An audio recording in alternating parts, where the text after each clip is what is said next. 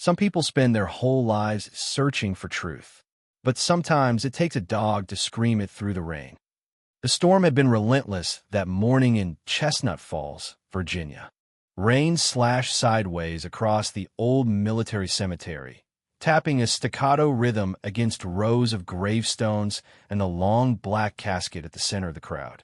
Dozens of officers stood shoulder to shoulder, silent under a sea of umbrellas, while a lone German shepherd sat drenched and trembling beside the open grave.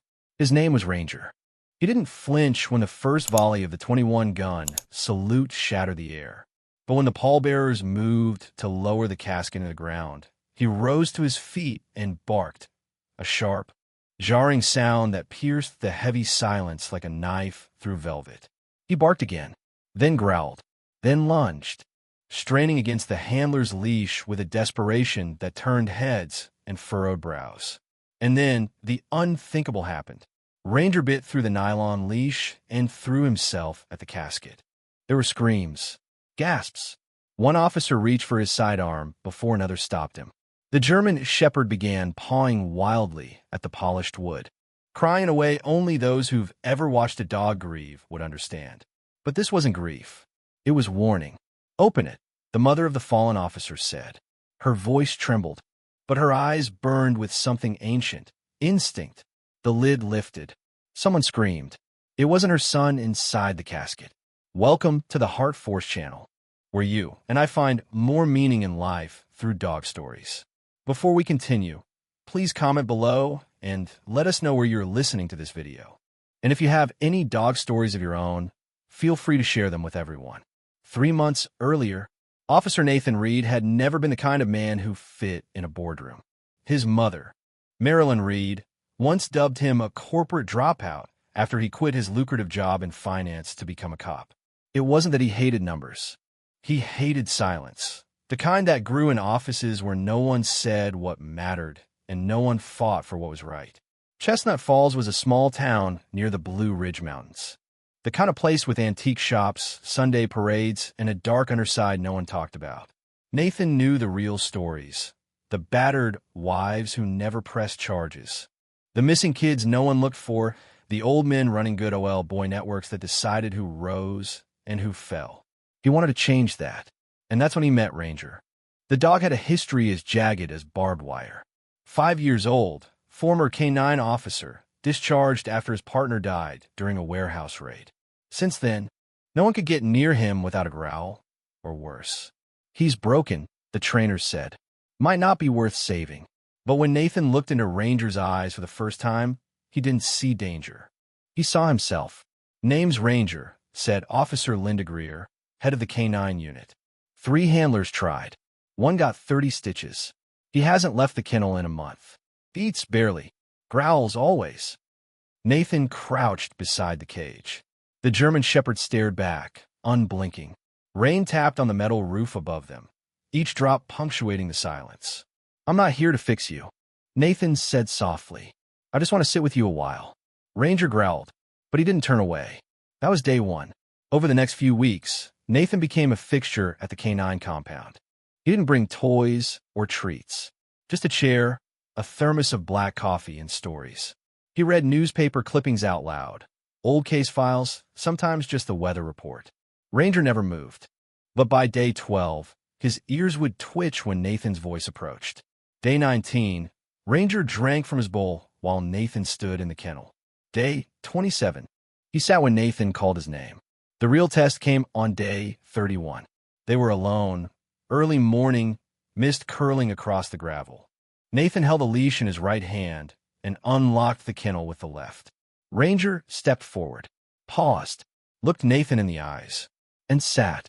No bark, no growl, no resistance. Just the silent acknowledgement of a beginning. Word spread quickly. Ranger and Nathan began training again, shadowing active duty teams, learning commands, re-establishing routines. But no one in the department expected them to succeed. Too damaged, too risky, too soon. But Greer? She watched closely and smiled. "You're either the dumbest officer I've seen," she said, "or the one this dog's been waiting for." Nathan just nodded. They had work to do, Their first call came on a rainy night in May. A domestic dispute on Willow Bend Lane had escalated. A man barricaded inside a home with a gun, a toddler, and his estranged wife. The negotiator was still 30 minutes out. Nathan and Ranger were 2 minutes away. "I'm not cleared for entry," Nathan said into the radio. "Understood," came Greer's voice flat. Then softer, "But you're not off duty either." He looked at Ranger, who was already at the door. Nose to the gap in the floorboards, ears locked forward. Decision made. Inside, chaos. Outside, silence. Through the basement they entered. Ranger led. Quiet. Precise. A whisper in fur. Upstairs. The suspect paced with a child in his arms and a gun in the other. His voice cracked with rage and fear. One bark could have set him off, but Ranger stayed silent, waiting. Nathan spoke softly from below to the woman huddled in the pantry. "I'm here to help. Don't scream. Don't move." The suspect shouted something unintelligible. Ranger tensed. Nathan gave the signal. One word. "Now." Ranger lunged upstairs in a flash, intercepting the man's wrist as the gun rose. The weapon clattered to the floor. The child wailed. Nathan secured the scene within seconds. Later, when the adrenaline wore off, a lieutenant asked Nathan what he'd been thinking. "I wasn't," he said. "Ranger was." Officer Nathan Reed's sudden rise inside the Chestnut Falls PD wasn't greeted with champagne and cake. Far from it. Some of the older officers grumbled behind closed doors. "He's got the dog, but does he have a stomach?" they'd whisper. Others just called it luck. "Ranger's the real hero. Kid just holds a leash." Nathan didn't care. He wasn't there for applause. He was there because he had something to prove, not just to them, but to himself. And to Ranger. 3 weeks after the Willow Bend incident, Nathan walked into the precinct break room and found 2 senior officers flipping through old case files, their brows furrowed and mouths tight. "What's up?" Nathan asked. Officer Hank Dalton, a 25-year veteran, slid a folder across the table. "This was your dog's last partner," he said flatly. "Sergeant Tom Leary. Died during a warehouse raid 2 years ago. Ranger was there." Nathan opened the file. Black and white surveillance photos. A detailed floor plan. Autopsy reports. One note stood out. Suspect evaded capture. Warehouse access points previously unknown.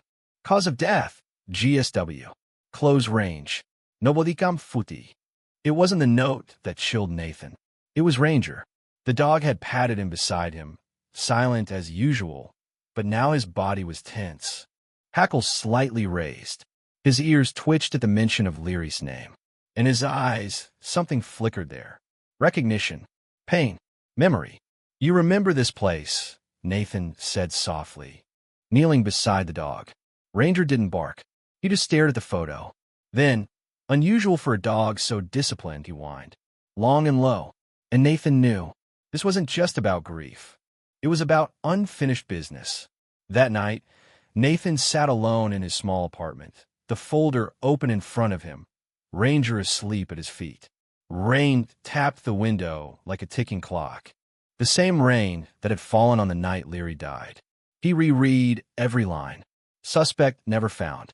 Evidence inconclusive.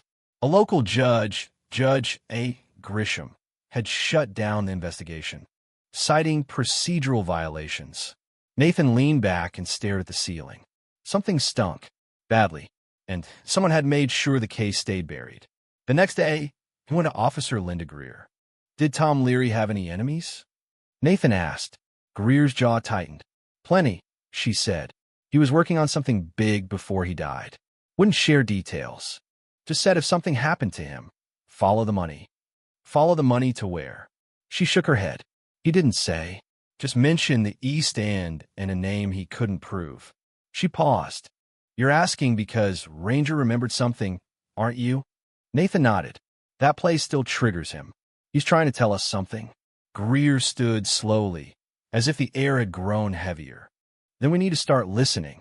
That night, Nathan took Ranger for a late patrol, something he hadn't done before without official orders. They circled the town twice before Ranger suddenly stopped at the corner of East End Warehouse 6, abandoned for years, supposedly. Ranger crouched low. No grol. No bark. Just stillness. Nathan stepped out of the cruiser and followed the dog's gaze. One flickering security light buzzed above the loading dock. The lock was new. Too new. Ranger, now it's unwhispered. Hail. They crept closer. From inside, faint voices. And then, a sound that froze Nathan in place. A child crying. Nathan backed away and called dispatch. This is Unit 7. Possible illegal activity at Warehouse 6. Requesting backup. Possible hostage. But no one responded. Static. He tried again. Still nothing. Ranger's body tensed. Nathan had no choice. Let's go, he said. Ranger surged forward, nostrils flaring. Inside the warehouse, the air reeked of chemicals and something worse, fear. They moved through crates and shadows until they found a small room. Cinder block walls. Stale door. Locked. Ranger scratched at it twice, then backed up. Waiting. Okay, buddy, Nathan whispered. Together. He kicked the door open. Inside, a boy. Maybe 8 years old, tied to a chair. Duct tape across his mouth. Eyes wide with terror. Ranger was already at his side, licking the boy's face, calming him. Nathan cut the restraints. I'm Officer Reed, he said gently. You're safe now. But before they could leave, gunshots exploded outside the room. They'd been found. Nathan yanked the boy behind a stack of crates. Ranger shielding them with his body. The exit was too far. Then Ranger did something astonishing. He looked at Nathan, then at a narrow vent low on the wall. A vent that led outside. Can't fit. Buddy, Nathan said. But he can. The boy crawled into the vent. Nathan whispered, go straight. When you see light, keep running. Cops will find you. The boy vanished. And the shooting stopped. Someone had realized the boy was gone. Nathan stood, weapon drawn. Ranger beside him, tail low, ears forward. Time to make a choice, Nathan muttered. And they moved. What happened next would make headlines the next day. Local officer and former K-9 partner save abducted child from drug facility. But what the press didn't know, and what Nathan would never forget, was how Ranger, in that moment, didn't act like a dog.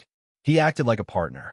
He took down one of the armed men with surgical precision, then returned to Nathan's side as if reading his next move. It wasn't training. It was trust.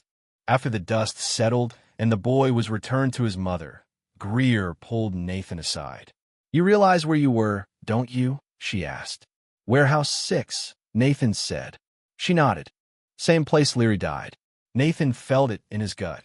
It wasn't a coincidence. It was a warning from the past, and Ranger had been trying to show them all along. That night back home, Nathan sat beside Ranger on the floor. We're not done, are we? He asked. Ranger rested his head on Nathan's knee and sighed, and that was the only answer he needed. The next morning, Nathan stood at the edge of the old mill pond near Chestnut Falls, coffee in one hand, a leash in the other. Ranger didn't need the leash, hadn't for weeks, but Nathan held it anyway. Some habits were about control. Others were about connection. And right now, everything felt like it was spiraling out of control. The raid at Warehouse 6 had cracked something open, not just the wall of silence around Leary's death, but the very foundation of the Chestnut Falls PD. A review of the warehouse files revealed something chilling.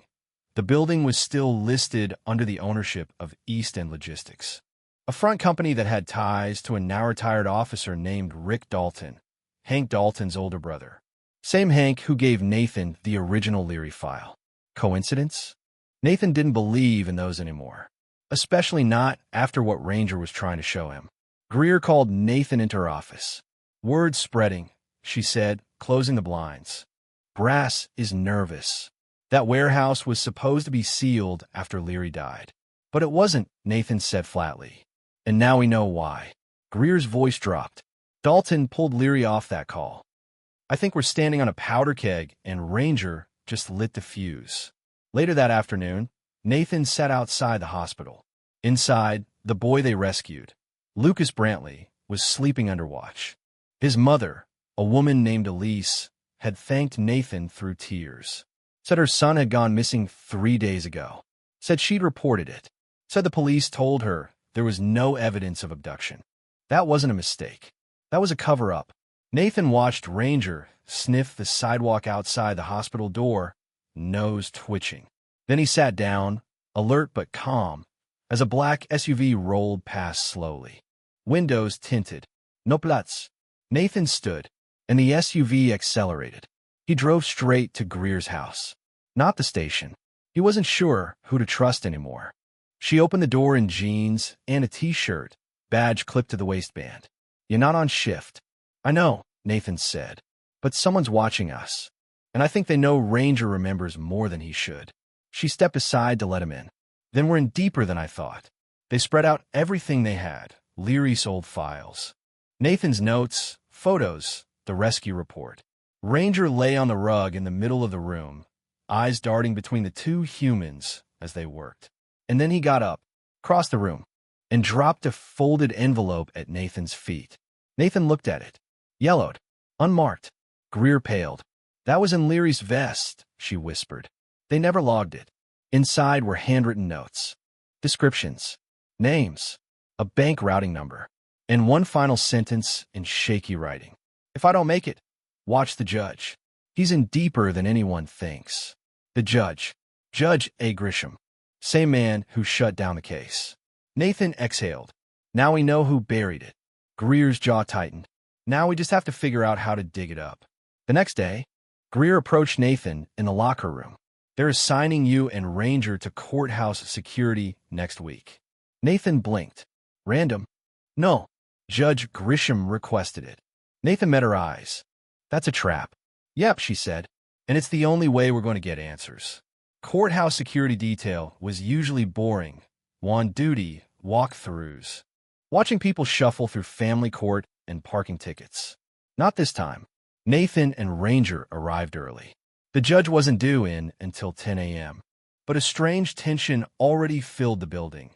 Extra patrols, closed doors, and a small private conference room heavily guarded by plainclothes officers. Ranger sniffed the air and growled. "Low. Warning." Nathan gripped the leash. "What is it, buddy?" Ranger's head turned. He walked toward the door with the guards. Nathan followed. One of the men blocked his path. "This room's restricted. I'm assigned to this floor. Just checking routes." The man didn't move. "Not this one." Nathan looked at Ranger. And the dog lunged, not to bite, but to shove past the man. Inside the room, the scent of cleaning fluid was overpowering. And then Nathan saw it. A shredded folder. Bits of paper on the floor, half burned in a metal trash bin. He grabbed one, half a signature still visible. "Tomalu." Ranger barked once, and then the judge walked in. Judge Grisham froze at the doorway. Nathan stood slowly, the half-burned paper in his hand. "This your office?" Grisham didn't answer. He glanced at the guard, then back at the dog. "I didn't call for canine support." Nathan smiled coldly. "No, but Ranger thought he'd drop in. He seems to smell something rotten." Grisham's eyes flicked to the paper. "You have no idea what you're playing with." Nathan nodded. "That's what Tom Leary said, too." The judge's expression hardened, and for the first time, Nathan saw fear in his eyes. Back at the station, Greer was waiting with news. "There's chatter in the system," she said. "Dalton's been meeting with Grisham behind closed doors. And someone tried to scrub the warehouse report from evidence logs this morning." "Who?" Greer hesitated, then handed over a photo. It was a printout from the precinct parking lot. Hank Dalton, late at night, entering evidence archives with an unauthorized keycard. Nathan's chest burnt. "We need to move." Greer nodded. "Tonight, we go back to that warehouse. This time with cameras. This time, we don't walk out without proof." That evening, Nathan suited up in tactical gear. Ranger was already pacing by the cruiser, his vest secured, eyes sharp and unblinking. "You ready, partner?" Nathan asked. Ranger looked at him and wagged his tail just once. The warehouse loomed ahead, lit only by the cruiser's headlights and the dying light of dusk. Greer was already inside, crouched behind crates with a body cam running. Then Ranger froze. Ears up, tail stiff. Nathan followed his gaze. A shadow moved across the upper catwalk, and then a voice called out, "You should have stayed in finance, Reed." It was Hank Dalton, gun in hand, And the last thing Nathan saw was the muzzle flash before the world tilted sideways into darkness. Nathan's world came back in fragments. First, pain pounding at the back of his skull. Then, the sharp scent of oil and blood on concrete. Then, breathing. Heavy. Low. Right beside him. Ranger. Nathan blinked through a haze, trying to push himself up. The warehouse ceiling swam above him in a blur of shadows and steel. Stay down. Greer hissed from behind a stack of crates. Her voice was sharp. You're hit. Nathan touched the side of his head. Blood, but not a bullet. Just the butt of a rifle. He could live with that. Ranger stood beside him, perfectly still, eyes fixed on the catwalk where Hank Dalton had vanished seconds earlier. I saw him, Nathan whispered. He was going to... I saw it too, Greer said. And I got it. Body cams still recording.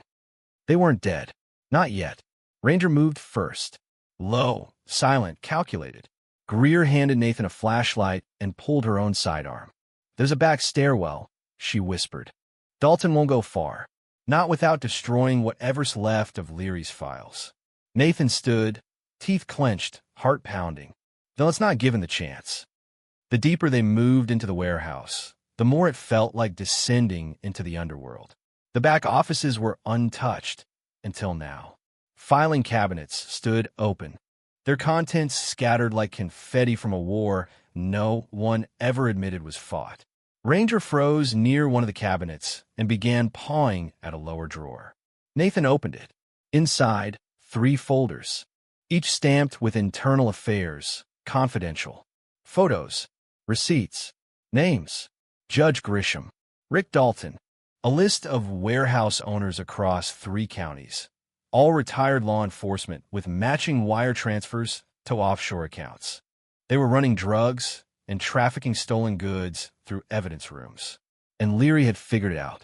Then they heard it, a voice echoing from the far end of the hallway. You're too late.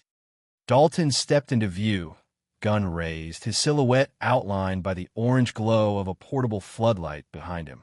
I was going to retire in peace, he said, almost conversational. You were supposed to be a footnote. He aimed at Greer. Ranger didn't wait. He launched like a bullet, hitting Dalton square in the chest. The man went down hard, his weapon clattering across the floor. Ranger didn't bite. He didn't need to. He just pinned, growling so deeply it sounded like thunder. Nathan rushed in, cuffing Dalton's wrist behind his back. You were Leary's partner, he said coldly. Dalton spat blood. Leary didn't know when to quit. Neither do you. You were supposed to protect this town. I protected it from the truth. Nathan leaned in. We're going to bury you in it. Back at the station, chaos unfolded.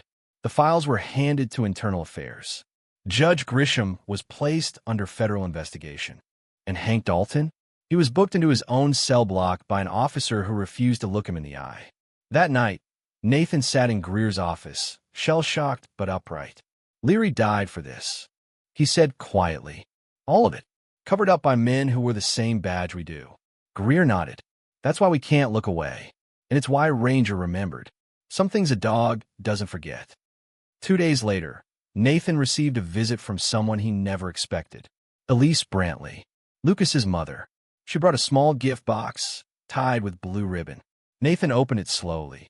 Inside was a hand-painted ceramic tile. On it, Ranger, standing guard over a child holding a toy badge. Lucas had painted it in therapy. He doesn't have nightmares anymore, Elise said softly. When he dreams, it's about Ranger. He says the dog was his shield. Nathan swallowed hard. He wasn't just a shield, he said. He was a truth-teller. But the peace didn't last. 3 weeks later, a call came from Agent Vance, Internal Affairs. There's a problem, Vance said. Judge Grisham's confession didn't mention Dalton. Someone else is pulling the strings. Who? We don't know yet. But we found something else. Nathan sat up straighter. There's a recording. From Leary. Sent to an encrypted FBI account a week before he died. He says he uncovered the name of the man at the top. Said it wasn't Grisham. Said if anything happened to him, the file would be recovered by one of 2 people. A pause. Linda Greer. Or his dog. That night, Nathan sat on his porch in silence. The stars above flickering like embers waiting to die out. Ranger lay beside him, watching the woods. You were never just a dog, Nathan whispered. You were a messenger. Ranger's ears twitched. Then his head turned toward the tree line. A rustle. Then silence. Nathan's blood turned cold, because in that moment he knew they weren't out of the woods yet. The knock on Nathan's door came at 3:14 a.m. 3 slow raps. Then silence. Ranger was already on his feet, staring at the front door, unmoving. Nathan slid the safety off his sidearm and opened the door slowly. A single envelope rested on the doormat. No return address. No postie. Just a typed note clipped to the front. There's more. Look inside. Inside the envelope was a flash drive. Nathan plugged it into his laptop, heart pounding. A video file popped up, dated 2 days before Tom Leary's death. The screen flickered, then came into focus. Leary sat in a dingy motel room, his eyes bloodshot, his K-9 partner, Ranger, lying at his feet. If you're watching this, I didn't make it, Leary said. I found something that goes beyond Chestnut Falls. This isn't about a few bad cops. It's a network. He paused, looked at Ranger. They think a dog can't talk. But this one, he remembers. Smells. Places. Faces. He leaned closer to the camera. If I die, follow Ranger. He'll find a last piece. He always does. The screen went black. Nathan sat frozen. Ranger lay beside him, eyes locked on the door. Greer called less than an hour later. There's movement at Warehouse 3, she said. Federal lock was cut last night. You need to see this. Nathan and Ranger were on the road in minutes. When they arrived, the warehouse was empty at first glance. But Ranger moved immediately toward the west wall. Sniffed, paused, then barked, once sharp and focused. Nathan followed him to a false panel. Behind it, a locked steel box. Inside the box, a hard drive and a note. To whoever finds this, make sure it ends here. The hard drive was the key. Encrypted files, payment trails, names, police, judges, even a federal prosecutor. Tom Leary had been right. This wasn't about Chestnut Falls. This was a web. Greer made the call to the FBI herself. This case is bigger than any of us, she said. But it started here, and it started with that dog. 1 year later, the auditorium at the Chestnut Falls Civic Center was filled to the brim. Police from 3 states had gathered, media trucks lined the street, and at the front of the stage, a bronze statue stood draped in blue cloth. The mayor stepped up to the microphone. We're here to honor a dog who didn't just serve, she said. He spoke when none of us would listen. The cloth dropped. A bronze statue of Ranger, mid-bark, mid-leap, mid-warning. Nathan stood beside it, dressed in full uniform, with the real Ranger sitting patiently at his side.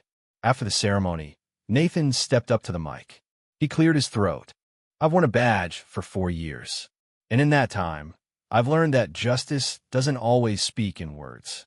Sometimes it growls, sometimes it waits, and sometimes it barks at the coffin before the truth's even buried. He paused, looking down at Ranger. This dog saved lives. But more than that, he taught me what it means to listen, not just to people, but to the quiet things, the small signs, the ones we're trained to ignore. He remembered what we forgot. He kept faith when we lost it, and he never gave up. In the crowd, Elise Brantley and her son Lucas clapped the loudest. Ranger wagged his tail once and sat beside Nathan, eyes calm, ears alert. Still ready. Always ready. We live in a world where loyalty is cheap. Justice feels distant, and truth is often buried deep. But this story, Ranger's story, reminds us that faith, loyalty, and purpose are not myths. They live, breathe, and sometimes walk beside us on 4 legs. When we stop to listen, to truly listen, we can hear the warnings, the courage, and the hope that survive even the darkest moments. Because sometimes, the heart we need doesn't wear a badge, it wears a collar. And the partner we need most doesn't speak at all. What did you think of Ranger's journey? Did it remind you of a dog you once knew? Let us know in the comments. We'd love to hear your story. And don't forget to subscribe to the Heart Force channel, where we find more meaning in life through the eyes of dogs.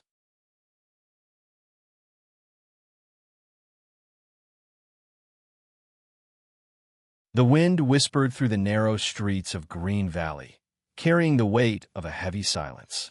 The amber glow of the streetlights cast long shadows, stretching across the pavement as if time itself was holding its breath. Sergeant Tom Miller had finished his final patrol of the night, his cruiser gliding through the fog, when something caught his eye. A figure, sitting motionless by the rusted gates of the town's animal shelter, stood alone in the cold night air. As Tom approached, the vehicle's headlights illuminated the dog's thin, emaciated form.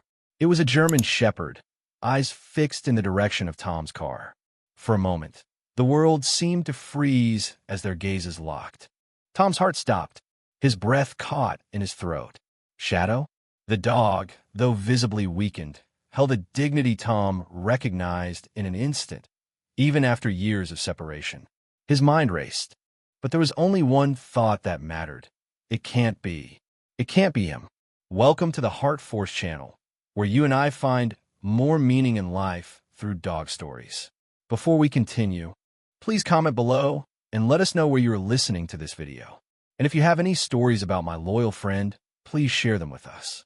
Tom parked the cruiser and stepped out, the gravel crunching beneath his boots. As he approached, the dog's ears twitched and a faint tail waggle stirred, just enough to send a shock of recognition through Tom's veins. A faint, familiar spark. The dog's coat was scarred, its frame gaunt, yet the recognition in his eyes was unmistakable. Tom reached out with trembling fingers, brushing aside the layers of dirt caked into the worn collar. The engraved tag gleamed faintly under the streetlight. Shadow, property of Tom Miller. It had been 3 years. 3 long, agonizing years since he had last seen Shadow. 3 years since the warehouse raid when chaos had swallowed his partner whole. The pain, the emptiness, the unknown, they had nearly broken him. And now, Shadow was back. But the sight of his partner, battered and broken, sent waves of anger flooding through Tom. The familiar strength was still there, but it was buried beneath scars, both physical and emotional, that would never heal easily. The dog's body was a map of cruelty. The rush of emotions was overwhelming. Relief, yes, but it was quickly followed by something far more intense: rage. Who could do this to a dog like Shadow? To a dog who had been more than a partner, more than a friend? He had been a family. Who did this to you, buddy? Tom whispered, his voice thick with emotion. Shadow gave a small whimper, his eyes meeting Tom's with something different: fear, trust, and the remnants of pain. Tom didn't hesitate. His hand reached into his jacket for his phone, fingers shaking as he dialed a number he had hoped never to dial again. Dr. Emily Chin's number. He needed help. Shadow needed help. But before he could speak, Shadow let out a low growl, his eyes narrowing toward the shadows ahead, as if he sensed something or someone lurking in the darkness. "Come on, boy," Tom murmured, looking toward the shelter as he moved to help Shadow into the car. Something wasn't right. The eerie stillness of the night seemed to hold a deeper meaning now, and a warning echoed in the back of Tom's mind. Shadow wasn't just back. Something had brought him home, something far darker than Tom had ever imagined. Tom drove through the quiet streets, his mind racing with questions. How had Shadow survived all this time? Why had he been returned, scarred and broken, yet still alive?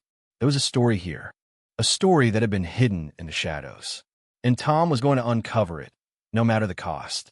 But what Tom didn't know, as he turned onto the familiar road that led to his house, was that this was just the beginning. The journey of healing, both for Shadow and for himself, was about to take them down a path filled with unexpected twists, betrayal, and a darkness that neither of them could have anticipated. In the early hours of the morning, as the first rays of dawn began to peek through the curtains of Tom's kitchen, he sat with Shadow, watching his partner sleep. The German shepherd's chest rose and fell in a slow, steady rhythm, a quiet reminder that the road to recovery would be long. But for the first time in 3 years, Tom allowed himself to believe in the possibility of peace. The morning sun filtered through Tom's kitchen window, casting a soft glow over the room. Tom sipped his black coffee, his gaze fixed on Shadow, who was curled up on the living room rug, soundly asleep. It was a sight he had longed for in the months since his partner's disappearance. And yet, despite the relief of having Shadow back, a deep sadness lingered. Shadow was home, but the man who had always been his anchor was not the same. It had been 8 years since Sarah, Tom's wife, had died in that car accident. The drunk driver had taken more than her life. He had stolen their future together and left Tom with an emptiness that had only been filled by the bond he shared with Shadow. Shadow had been there through the darkest moments, the quiet nights when grief threatened to swallow him whole. They had been more than K9 and Handler. They had been family. And now, Tom was forced to confront the truth. This family had been broken by a tragedy, by time, and by the betrayal of those he had trusted. Shadow's return, with his battered body and haunted eyes, was a painful reminder of everything they had lost, everything they had endured. Tom leaned back in his chair, his fingers absent-mindedly tracing the rim of his coffee cup. The memories of their time together on the force flooded back. Training sessions, late-night patrols, victories and defeats. The victories, especially the ones where they had saved lives, brought pride and comfort. But it was the moments of quiet connection when they would sit together on the porch after a long day that he missed the most. Those were the moments that had helped him find the strength to keep going. But now, Shadow was no longer the dog he had once known. The trauma, the abuse, and the years of separation had left their mark. Dr. Emily Chin, the veterinarian who had never given up hope, had warned him that the healing process would take time. And yet, as Tom watched Shadow's still form, he couldn't shake the feeling that there was something more beneath the surface, something Shadow was trying to communicate. It was in the way Shadow flinched at loud noises, the way he tensed when anyone approached him too quickly, as if expecting to be hurt. It was in the way he would tremble in the corners of the room, his eyes darting nervously, constantly on alert. This was not the confident, fearless police dog who had once taken down suspects and found missing children. This was a dog broken by years of abuse, trying to find his place in a world that had betrayed him. Tom knew that Shadow's recovery wouldn't be easy. He had seen dogs come back from trauma before. Some recovered fully, others never did. But what Shadow had gone through wasn't just physical abuse. It was the systematic destruction of everything that made him who he was: a police dog, a protector, a loyal partner. And the hardest part was knowing that there were people out there who had orchestrated this, people who had stolen Shadow's purpose and twisted it for their own gain. Tom's phone buzzed, snapping him out of his thoughts. It was a message from Detective Martha Wilson. "The shelter's records are a mess. You were right to keep digging. We need to talk." Tom sighed, a heavy weight settling in his chest.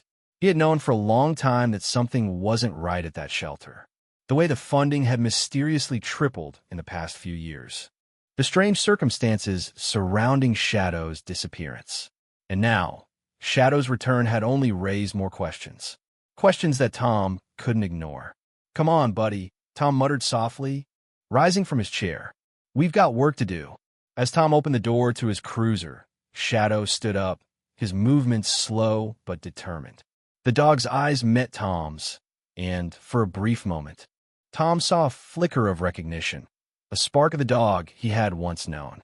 Shadow was still in there, somewhere fighting to come back, and Tom wasn't going to give up on him. They drove to the animal shelter together, the silence between them heavy with unspoken thoughts. The facility was just as run down as Tom remembered it, peeling paint on the walls, rusting metal fences, and the scent of something unpleasant hanging in the air. Tom parked the cruiser outside and stepped out, Shadow following close behind, his posture alert but cautious. The shelter director, Deborah Waters, was there, her tired face barely showing any emotion as she greeted Tom. "I've been looking into the shelter's records," Tom began, his voice steady but filled with a quiet determination. "Something doesn't add up. The funding, the inspection reports, and Shadow. He came from here. Someone here is responsible for what happened to him." Deborah shifted uncomfortably, her eyes darting nervously as Tom spoke. "I don't know what you're talking about, Sergeant. We're just trying to help the animals here. Tom didn't believe her. He could feel it. The same unease he had felt ever since Shadow's disappearance. There was something off about this place. Something that Tom couldn't ignore. You don't get it, do you? Tom said, his voice low, but his eyes never leaving Deborah's. Shadow didn't just disappear. He didn't just wander off. Someone took him. Someone who knew exactly what they were doing. Deborah flinched as if the words had struck her.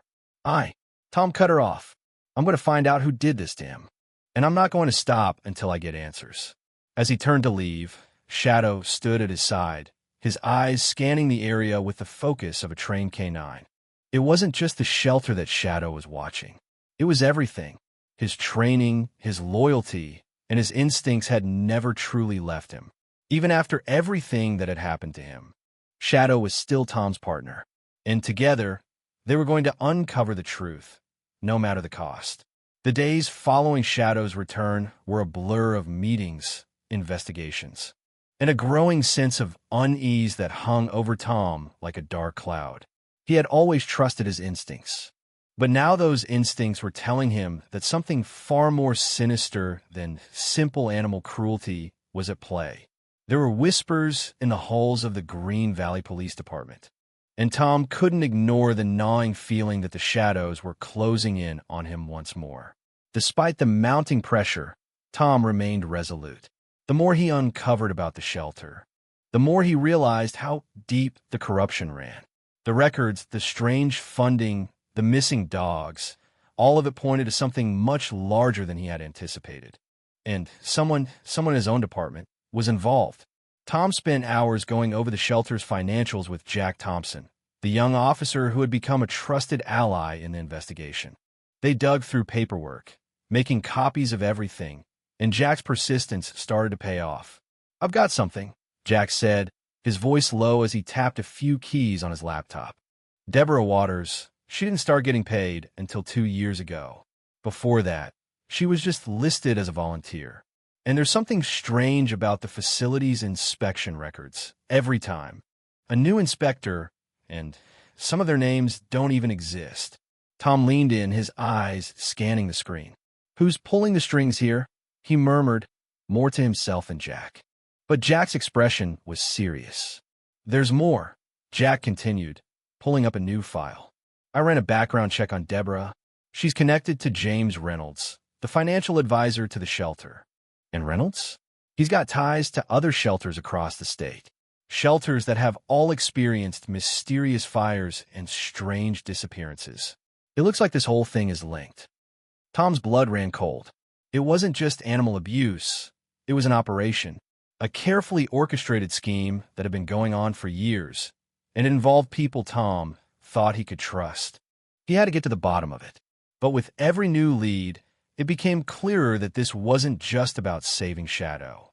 This was about bringing down a criminal network that had infiltrated the very department he had spent his life serving. Tom glanced over at Shadow, who was lying on the floor of the small office, his eyes fixed on the door. The dog was healing, but the scars, physical and emotional, were still there. Shadow had been through so much. But Tom knew that the bond they shared would be the key to uncovering the truth. "We're going to need backup," Tom said, his voice firm. "We can't do this alone." Later that day, Tom met with Detective Martha Wilson in her office. Martha had been a friend and mentor to Tom for years, and she was one of the few people who truly understood the depth of his connection to Shadow. She had seen him at his lowest, after Sarah's death, and had stood by him when the rest of the department doubted him.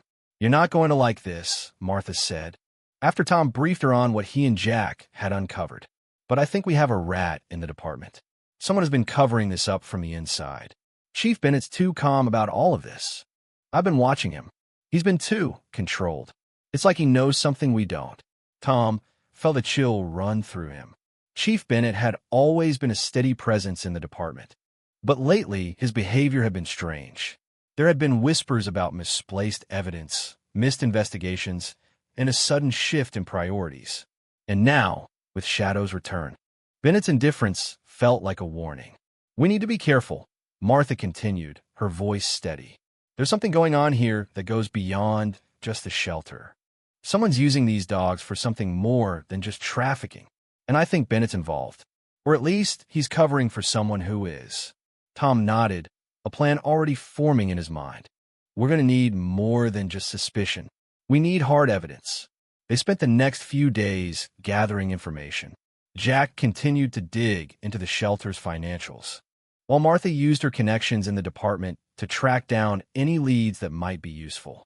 The more they uncovered, the more they realized just how far the conspiracy stretched. And as the pieces started to fall into place, a terrifying truth emerged. Shadow wasn't the only dog to disappear. There had been dozens, if not hundreds, of police dogs that had gone missing over the years, each one lost in the line of duty, their handlers left with nothing but empty spaces where their partners once stood. But as Tom began to piece together the investigation, he couldn't shake the feeling that there was something more hidden in the shadows. Someone was watching him, tracking his every move. And the more they uncovered, the more dangerous it became. Tom knew that they were getting closer to the truth, but with each step forward, it felt like the walls were closing in on him. The following morning, Tom stood outside Dr. Emily Chin's clinic, the first light of dawn breaking through the trees. Shadow, at his side, sniffed the air, his tail wagging ever so slightly. They had come a long way since Shadow's return. The dog was still recovering, but every day was a small victory. He was no longer the broken animal who had stumbled out of the shelter. He was Tom's partner again, and that was all that mattered. But even as they stood together, Tom knew that this was only the beginning. The real fight was still ahead. We're going to finish this, Tom whispered to Shadow. The dog's ears perked up, his eyes brightening for the first time in weeks. Tom could feel it too, the weight of the past pressing down on them, but also the strength of their bond, something that could never be broken. The days were getting longer, and so were the hours Tom spent chasing the truth. What had begun as a search for his lost partner had turned into an all-out investigation into corruption, betrayal, and a criminal network operating right under their noses. Tom could feel the pressure mounting as they uncovered more and more about the animal shelter, its mysterious funding, and the ties between key figures in the community and law enforcement. But with each discovery, the stakes grew higher and the risks more dangerous. Tom had always prided himself on his ability to trust his instincts. But now his gut was telling him that the very people he had served alongside for years might be his enemies. Chief Bennett's behavior was becoming more erratic, and the support from the department was starting to dwindle. Officers who once trusted Tom were now keeping their distance. The smear campaign against him had already begun, and he could feel the isolation creeping in. One afternoon, as Tom and Shadow sat together in his office, he received a text from Jack. "I've found something. I need to show you." Tom didn't hesitate. He grabbed his keys and motioned for Shadow to follow. The dog, ever alert, rose to his feet, his body tense as he followed Tom to the car. Tom wasn't sure what Jack had found, but he knew it was important. As they drove through the familiar streets of Green Valley, the weight of the situation pressed heavily on Tom's chest. They were so close to the truth, too close. In fact, and the closer they got, the more dangerous it became. At the station, Jack was waiting in a small, dimly lit room. His face was tense, his eyes scanning the door as Tom entered. "I've been going through the shelter's financial records," Jack said, his voice low, "and I found a few things that don't add up. Look at this." Jack handed Tom a stack of papers, each one detailing large wire transfers between the shelter and various shell companies. "These transfers don't make any sense," Jack continued. "They're being funneled through multiple accounts, offshore accounts, some of them. And the names attached to these transfers? They match some of the officers who've been acting strangely lately." Tom's heart raced as he looked through the documents. The names matched those of people in high-ranking positions in the department, people who had always been untouchable, and the amounts were staggering. This was no longer just a matter of animal cruelty. This was organized crime, and the law enforcement community was neck-deep in it. Tom looked up from the papers, his jaw set in determination. "We need to take this to Martha," he said. "She'll know what to do." Later that night, Tom, Jack, and Martha met in the quiet of the department's briefing room. They had to be careful. Too many eyes were on them now. The investigation had already drawn unwanted attention, and there were whispers about Tom's mental state and his obsession with his lost dog. But none of that mattered to Tom anymore. What mattered was getting to the truth. Martha listened carefully as Tom outlined the new evidence, her expression hardening with each passing word. "This is bigger than I thought," she said when Tom finished. "And it's not just about the shelter. These wire transfers, these shell companies, they point to something much more dangerous. There's a network here, Tom, and it's much bigger than we realized." She paused, her eyes meeting Tom's. "And you were right to trust Shadow. He's not just a victim here. He's been trying to tell us something all along. This dog, he's been gathering evidence." Tom nodded, his heart heavy with the realization. Shadow had always been more than just a partner. He was a witness, a key to unlocking the entire operation. And now, it was up to them to use that evidence before the walls closed in on them completely. But Tom knew it wouldn't be easy. The people they were up against were powerful. They had the resources to make this all go away. And if they couldn't act fast, the evidence would be buried forever. The next morning, as Tom and Shadow made their way through the department, something felt different. The atmosphere had changed. The air was thick with tension, and every officer they passed seemed to avert their gaze. The department that had once felt like a family now seemed like a foreign place, filled with suspicion and distrust. When Tom reached his desk, he found a manila envelope waiting for him. There was no return address. He opened it cautiously, his fingers trembling as he pulled out a stack of photos. They were of him, of his meetings with Jack, of his visits to Dr. Chin's clinic, of the quiet moments with Shadow as they walked through the neighborhood. The photos were a warning.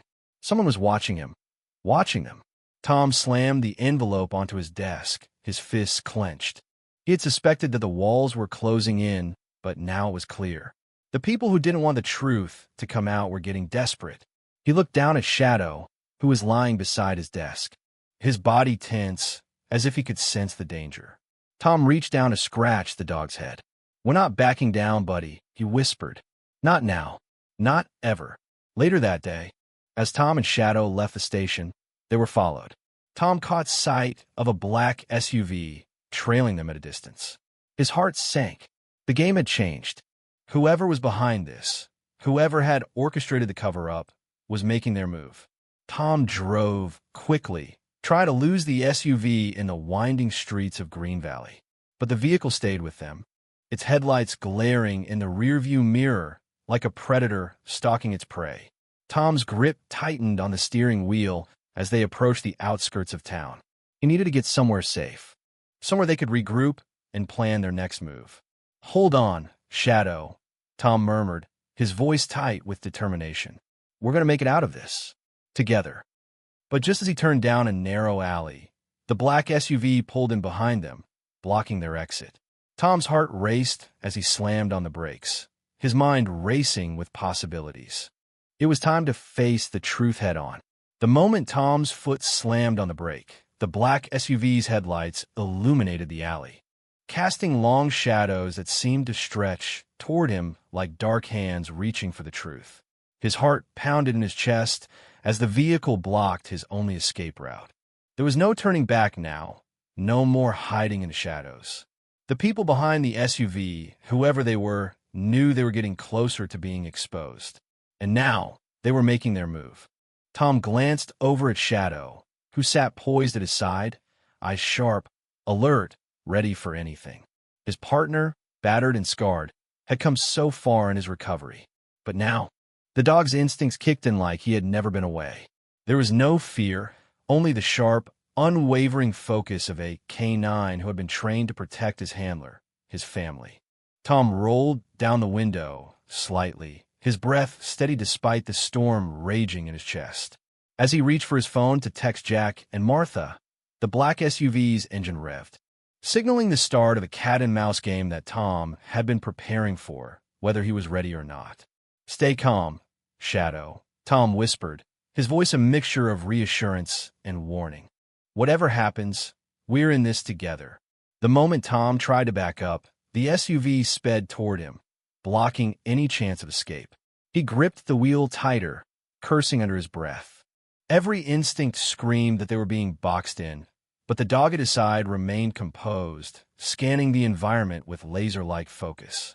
Shadow's ears perked up, and Tom followed his gaze.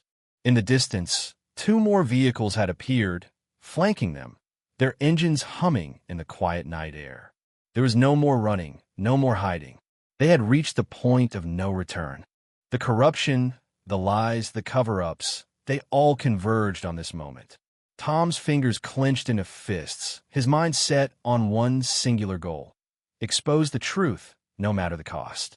A man in a dark suit stepped out of the black SUV, his face partially obscured by the shadows. Tom's blood ran cold as he recognized the figure. Reynolds, Tom muttered under his breath. The financial advisor, the man who had been connected to the shady dealings at the shelter. His presence here meant only one thing. They were not just playing for the truth anymore. They were playing for their lives. "Sergeant Miller," Reynolds said smoothly, his voice cold and calculated. "You've gone too far. It's time to stop this." Tom's heart raced, but his resolve remained firm. He knew what was at stake. He had already lost so much: his wife, his trust in the system, his peace of mind. But Shadow was still with him. And Shadow had already shown him the way forward. "We're not stopping," Tom said, his voice steady, eyes never leaving Reynolds. "This is bigger than you. You can't silence me anymore." Reynolds took a slow step toward Tom's vehicle, his eyes flicking between Tom and Shadow. A small, cynical smile crept across his face. "You really think you can win this? You and your dog alone? Against all of us?" Before Tom could respond, a voice rang out from behind him, sharp and clear. "He's not alone." Martha appeared from the shadows, standing strong, her eyes fixed on Reynolds. Behind her, Jack emerged, his hand on his weapon, ready for whatever came next. The team had assembled. The truth was about to be exposed. Reynolds' smile faltered, and Tom could see the fear beginning to creep into his eyes. He had been playing a game with Tom, one he thought he could control. But now the tables had turned. "Back off, Reynolds," Tom said, his voice filled with quiet authority. "This ends now." Reynolds hesitated for a moment, his eyes flicking to the vehicles that flanked them. The men inside them were waiting for orders. But for the first time, Reynolds realized that the power he thought he wielded was slipping from his grasp. The web of lies, deceit, and criminal activity he had been spinning was unraveling before his eyes. The truth was coming for him, and there was no escaping it.